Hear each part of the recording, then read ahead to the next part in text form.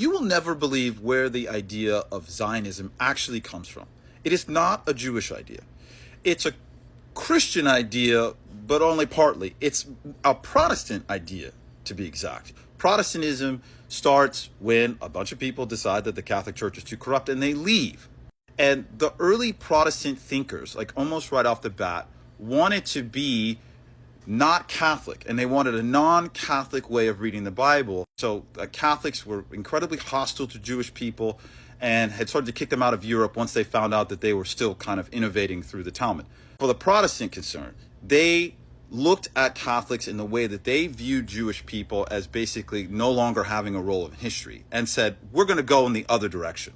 And so they decided to read their Bibles as having a future role for the Jewish people, as a way to signify how non-Catholic they were. That's basically where the origin of the idea came from.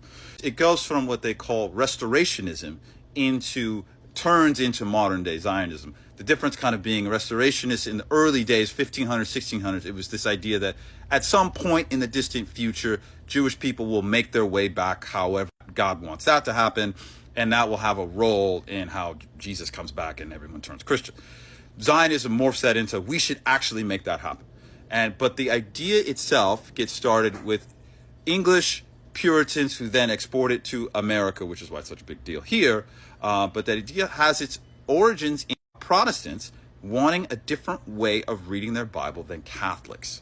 And Catholics at the time had no role for the Jewish people in the future or in the present. And Protestants decided to find a whole nother way of going. And that is the origin of Zionism.